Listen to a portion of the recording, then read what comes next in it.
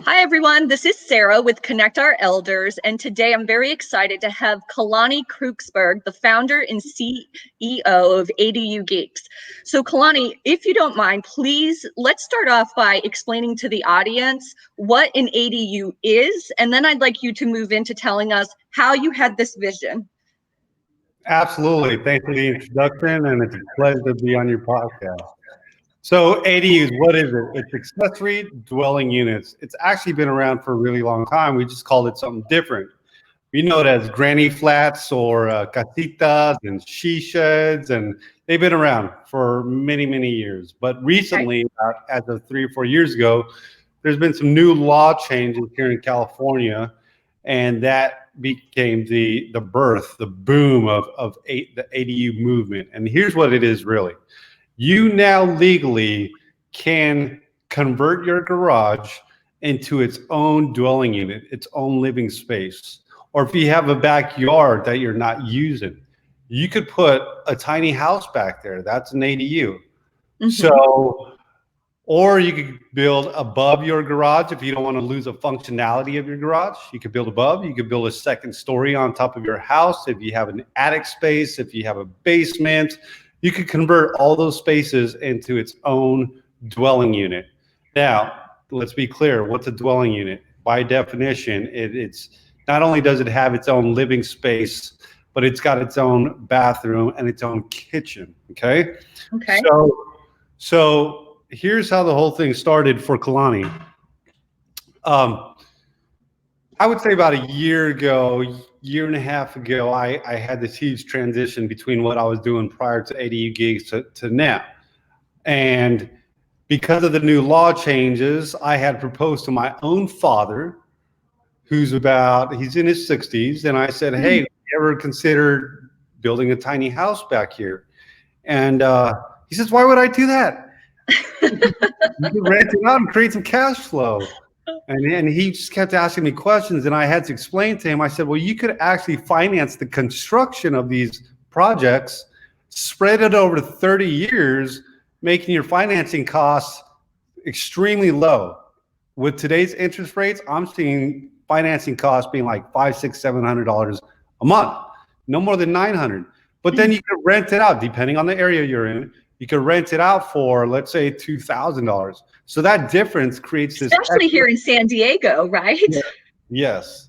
So that creates this extra cash flow that you get to put in your pocket, do what you want with it. Many people are using that money to pay down their mortgage, or they'll use it to save up for Christmas or whatever the case may be.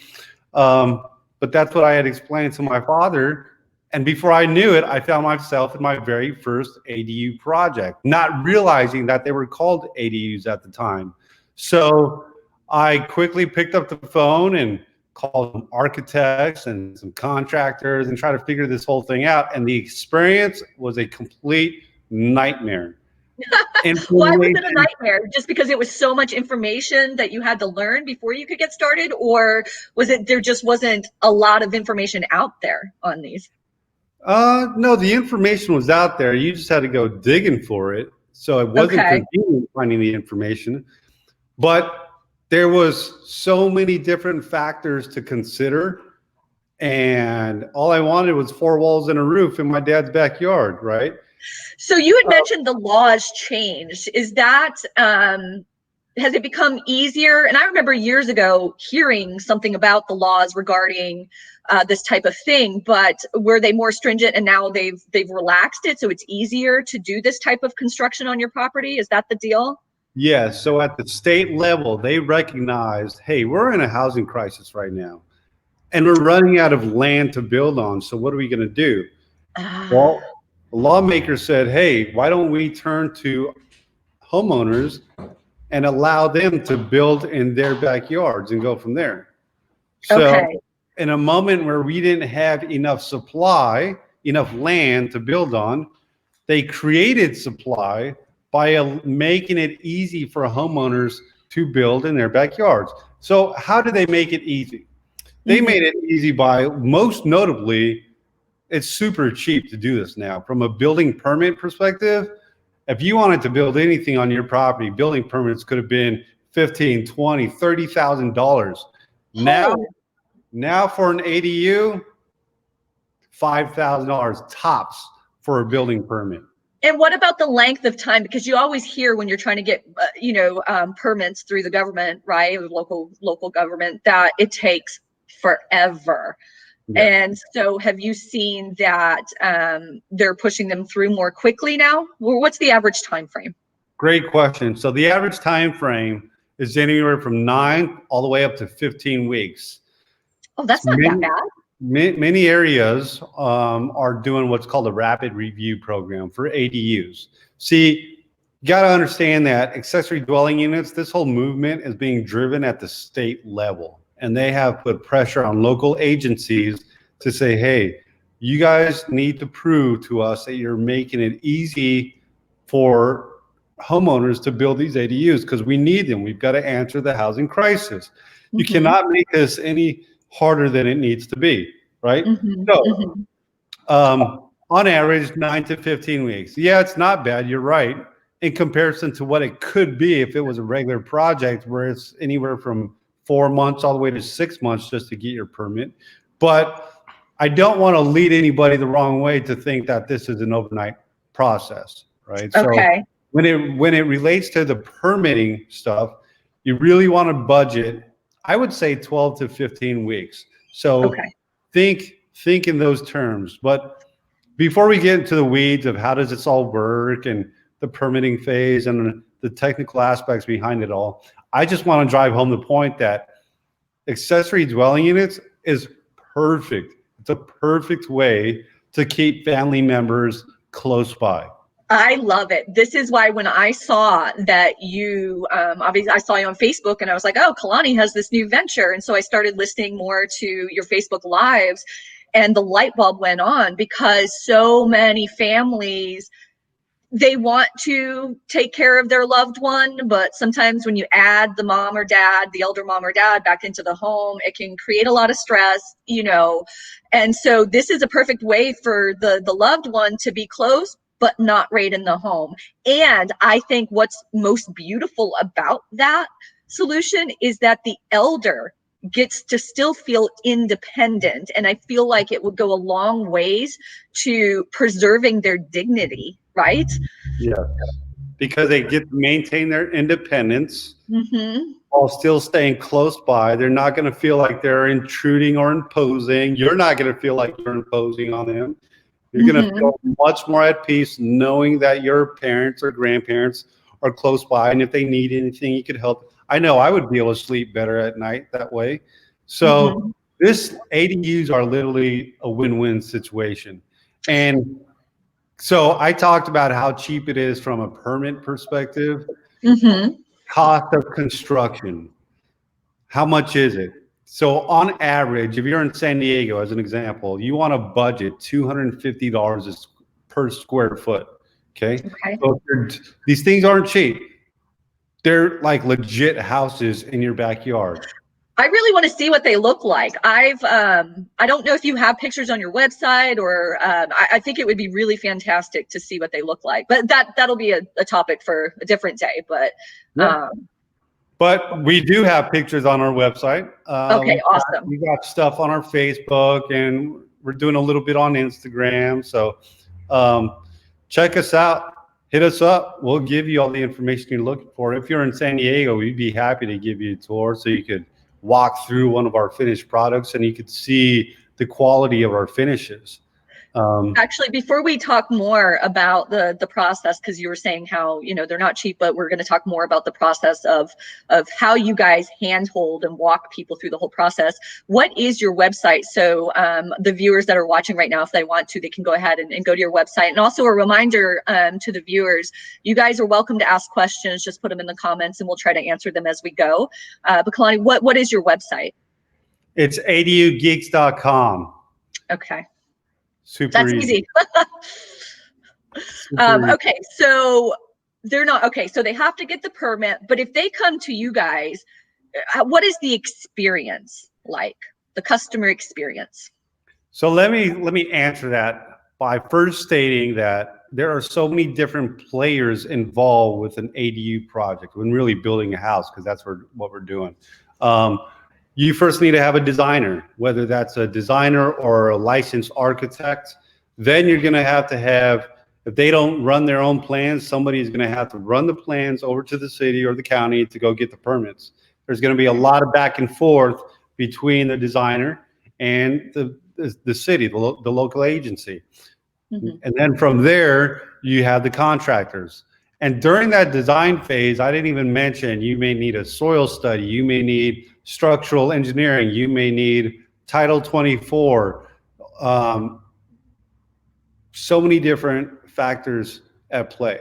And that was part of the experience I went through. I felt like I was just getting dragged along this long, never ending story of things that needed to get done. And again, all I wanted was 4 walls and a roof. So, in going through that process, I said, there's got to be an easier way. There's got to be. And so at ADU Geeks, we have a full dedicated team that will literally hold your hand through the entire process. You don't have to talk to any of those people that I just mentioned. We will do it for you. If you want to, you can, and we'll coach you along the ways. We just want to see these ADUs being built. We want to help answer the housing crisis. And to the extent that we can help you achieve your ADU vision, your ADU goals, we'll do that. We'll share all the knowledge we have with you. I've got to say, if it's in my head, it's free to you. You know what, Kalani, what you just said was very moving to me, because obviously it's a business, right? And you got bills to pay, you want to make a profit.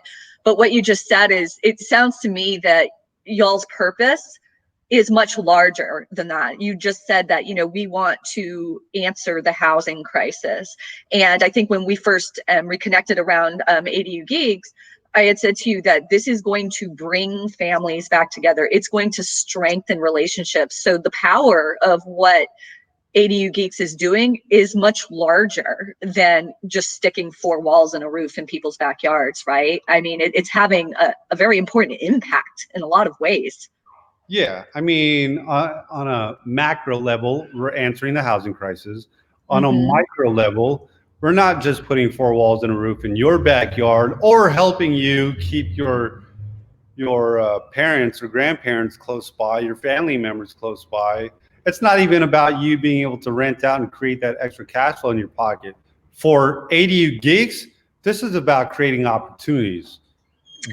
It could be creating employment opportunities. That's the thing that keeps Kalani's midnight oil burning. It could be creating an opportunity for that homeowner down the road to house guests on their property. It could be creating the opportunity for the property owner to increase the value of their property. We haven't even talked about that. So there's so many opportunities, so many things that we accomplish just by these ADUs. And so I like to paint this analogy of, what I'm about to share with you, hopefully it'll prove the point that ADUs are a win-win situation. You cannot lose when it comes to ADUs. You build an ADU, you rent it out, I guarantee you, first of all, there's a renter for every door, period. I have seen some crazy things out there being rented out. There's a renter for every door. You will not go vacant. Number one. Number two, you're going to be able to rent these things out for more than you have to pay for it. I promise you that. And you could finance the construction costs 100%, meaning zero money out of your pocket. If you have equity, if you don't have equity, there's ways to do it. If you don't have equity, look into a construction loan or a renovation loan. That's where the lender will borrow against the future value of the property after the ADU is built. So if you don't have that equity, that's the best strategy for you. Okay. So we talked about many different ways to create opportunities for yourself. We talked about how this would increase the value of your property. Listen, if the area around you is retailing for $400 a square foot, $400 a square foot per square foot, and you are building, let's say 500 square feet or 1,000 square feet, that square footage you're adding, multiply that by the retail value. This is by no means the end all be all formula, but this is a quick back of the envelope math way to do this.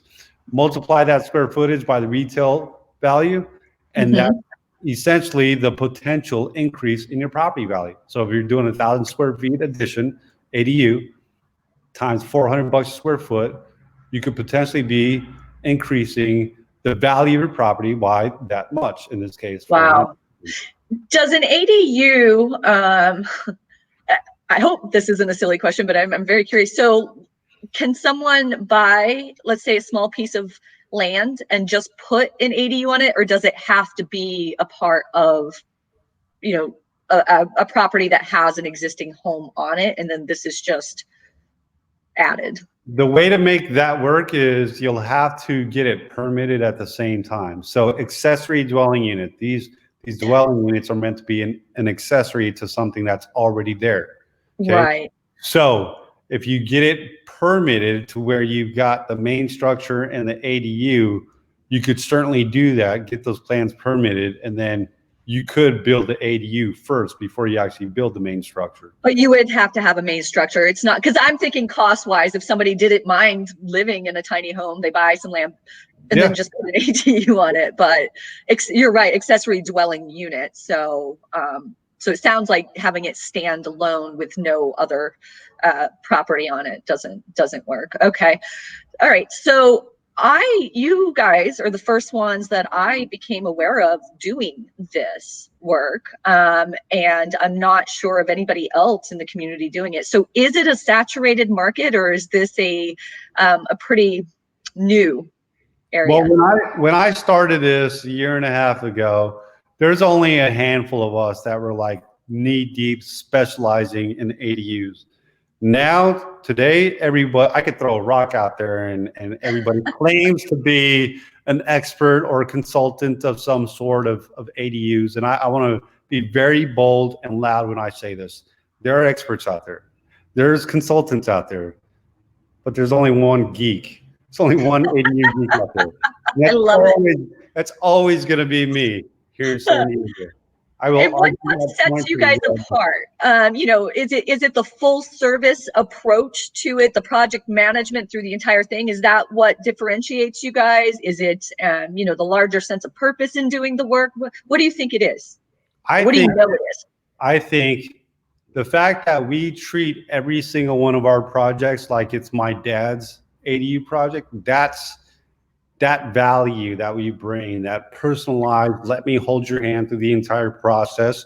That's the thing that separates us. I'm not showing up to your house to get rich off of this one ADU project. I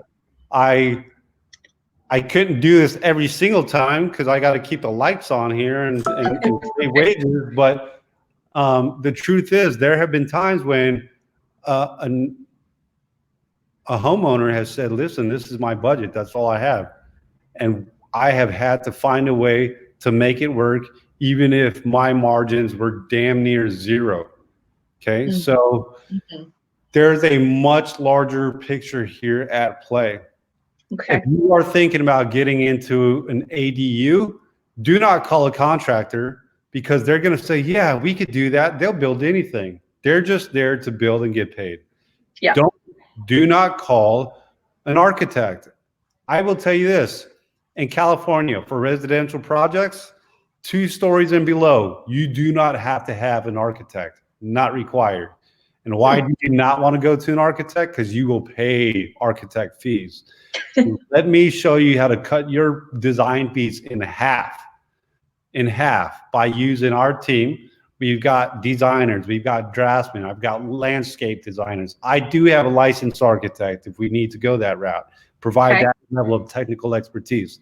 But together, because we're doing this, right now we're on ADU project number 38, okay? That's great. We're able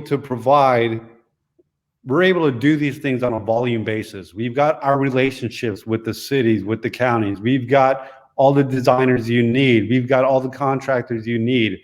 We sit down at a table and say, here's the project. These are the dynamics. This is the grandmother who's going to be living here. How can we get this done for as fast as humanly possible and as cheap as humanly possible? Mm-hmm. Okay, Mm-hmm. that's the type of service we bring. And for that property owner who wants to feel like they're part of the design process, like how cool is it to design your own house, right? Well, now That's really cool. And if it is, let's say it's, if it's grandma and she could have a say in, okay, yes, I'm coming to live with my adult daughter, but I'm going to maintain my independence, having this ADU, and she can be a part of the design process. Yeah. And we will go to their house. They can be part of the process, or they can come to our awesome office here in North Park, right on the corner of University in Utah. I'm so excited, Kalani, because I think we've known each other a couple of years. So to see the transition from, what you were doing with the nonprofit was great, but to see this, just the success over a short amount of time. So could you share with the audience sort of this explosive success that you guys have been having? Yeah, sure. Yes, I will. Which includes the office space and all of it. It's just, before I say all of that, the point I want to drive home is that you can come into our office space. We will sit you down at our couch, turn on the big screen TV, and literally draw a floor plan in front of you and with you. And then we can superimpose that floor plan onto an aerial shot of your property so you can visually see how this thing is going to look right there in front of you. So it's a hands-on approach. You're not going to get that level of service anywhere else, period. So what has attributed to the explosiveness of our company? I would say it's our people, period. I mean, right now on camera, you see Kalani, but behind me is a network of ADU enthusiastic. Is that a word? Enthusiasts? No, yeah. I don't know. Yeah. You know what I mean? I do. Passionate person, people like these folks are waking up every single day with ADUs on their mind, period. Being part of something that is bigger than themselves, being part of a team. If it wasn't for the bills that we all have to pay, knowing these folks, they'd probably be doing this stuff for free. So we treat everybody here with respect. We have fun. There are good days. There are hard days, but there are never necessarily bad days. Yeah, ups and downs are to be expected. It's life, right? Yeah. It's life, but it sounds like you guys are cultivating a good culture. And also, so you're a veteran, you're a Marine. I don't think that we shared that at the beginning of this interview. So, obviously there's a following of a lot of veterans and people that want to support veteran-owned businesses that watch these podcasts. So I do think it's important to mention that Kalani is a Marine. And so ADU Geeks is a veteran-owned business. So thank you for that. So, okay, the people, what are people getting the ADUs for? Are you seeing they're getting it more for granny flats versus increasing the property value for that purpose? What is the main purpose people are coming to you? 95% of our clients are doing this so that they could rent it out and create that cash flow for themselves. Okay. Is this just a California thing? Because there's the laws that you were mentioning, the housing crisis. So do you guys have plans of expanding since it's not just a California thing? Great question. So I get hit up probably once a week, maybe once every 2 weeks, asking if we ever thought about expanding. Right now, Kalani's not, it's not that I'm not interested, it's not, charity starts at home. And I didn't get into this business to expand. I didn't get into, this is going to sound weird being that this is a for-profit company, but I didn't get into this thing to generate all these profits. I just wanted to build my dad's ADU. That's all this was. And then I saw it was a train wreck of an experience, and I saw a much better way of doing things, and here we are today. And now it's transformed into I just simply want to have a place where people can come and feel like they're a part of something, and they're part of answering this housing crisis community. So I went from way back when housing homeless to now building homes. So am I willing to expand? Yeah, I'm sure when the time comes, I get those calls. I would say the most serious, if I do expand, and this is definitely on the table, on the Make it book Nashville already, first. it's actually going to be in just north of San Francisco area. Okay, why that area? Just because taking a look around the area, the housing, like they need housing up there. And I've got people in place already. I'm not totally ready to let this cat out the bag, but just suffice to say that, yes, we are going to Northern California. And Wonderful. we're going to be making an impact up there as well.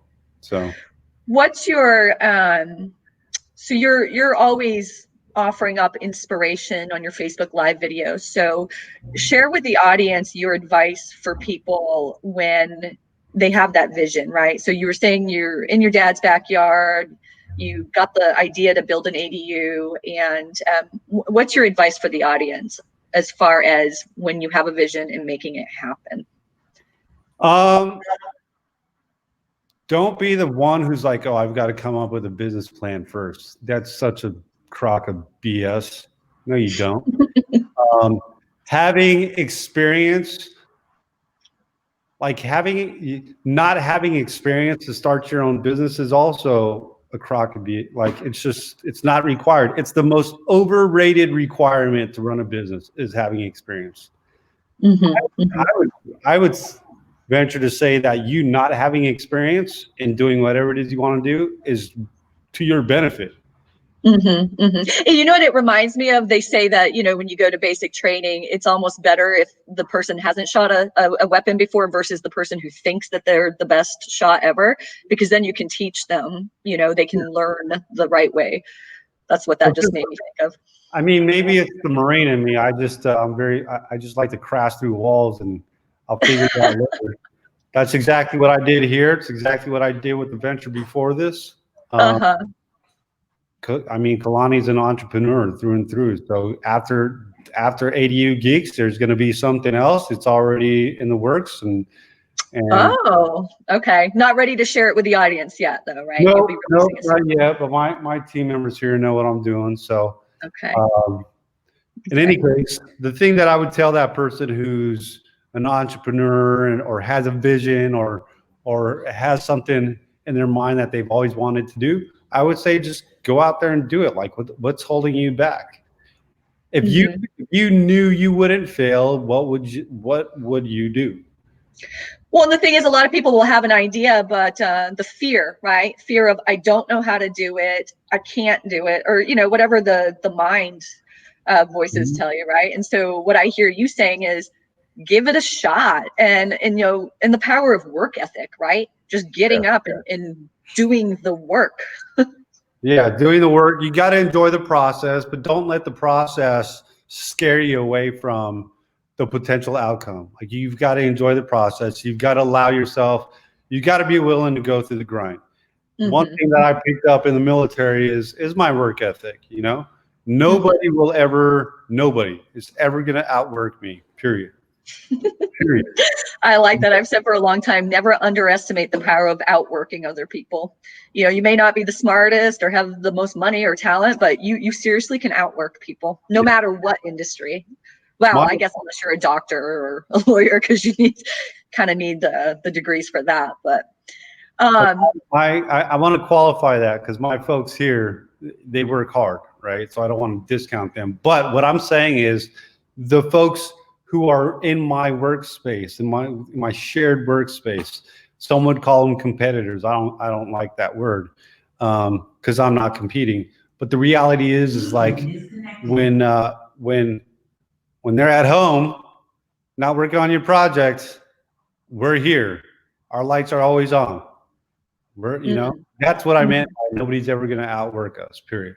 So if you've got that kind of work ethic, if you're willing to go through the grind and stick with it, that's the other thing is stick with it. Because times over time, when you look around you, those competitors are going to slowly disappear and drop off the radar. Yep. So, yep, I totally agree with that.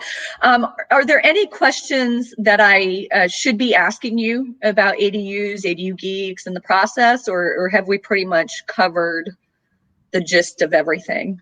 there's so much to talk about ADUs. Okay. I think the one thing I would like to reinforce is this.